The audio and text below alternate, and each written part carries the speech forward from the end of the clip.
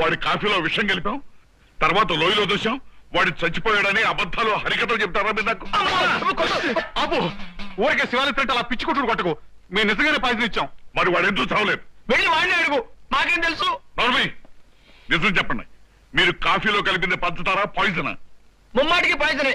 నీకంత అనుమానం అయితే ఆ సీసాలో కొంచెం ఉంది, నువ్వు తాగుతూ తెలుస్తుంది. మరి వాడు ఎలా బతికొచ్చాడంటావు? పెద్దోడా నువ్వు ఊరికి ఆవేశపడిపోకు, వాడిని ఖచ్చితంగా మేము చంపాం. వాడు బతి రావడానికి అవకాశమే లేదు. ఒకవేళ లాకప్లో ఉన్నవాడే ఇలా వచ్చాడో మనం తెలుసుకోవాలి.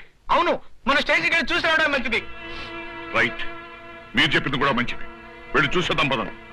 పదం.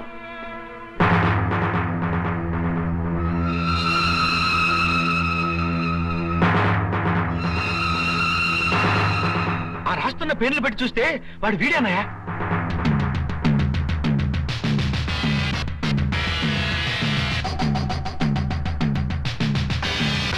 మీరొచ్చారా?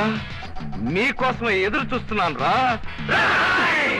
పేరు పోసి పెంచిన పాముల కన్నా ప్రమాదకరమైన మిమ్మల్ని ప్రాణాలు తీస్తాను రా. నమ్మించి వెన్నుపోటు పొడిచే మిమ్మల్ని నరికి పోగులు పెడతాను రా.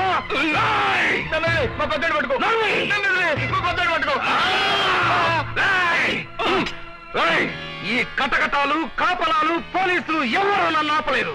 ఈ గోడల్ని బద్దలు కొట్టుకొచ్చి మరి మీ గుండెల్లో నిద్రపోతాను రా. మీ పోరాట ఏమున్నాయి? మిమ్మల్ని వెంటాడి వెంటాడి మీ ప్రాణాలు తీస్తాను రా. నేను చెప్పింది కరెక్టేనా?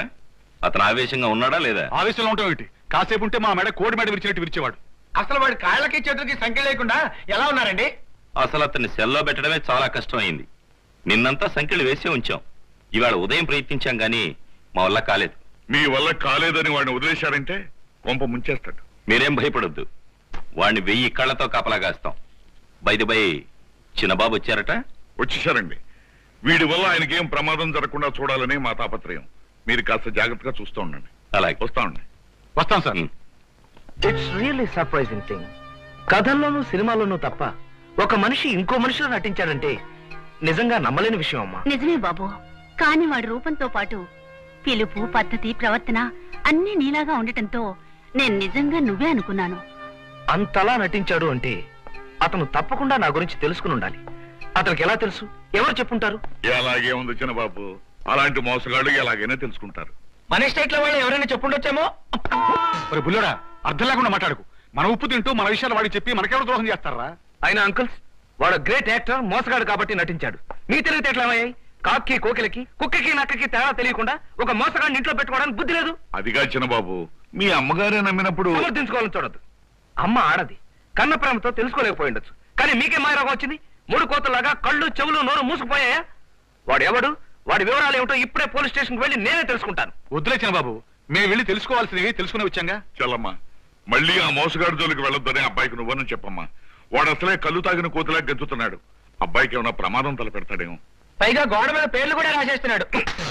జరిగిందేదో జరిగిపోయింది. వాడు జైలుకు పోయాడు, నువ్వు క్షేమంగా మా దగ్గరకు వచ్చావు. ఇక వాడి గొడవ మర్చిపో బాబు.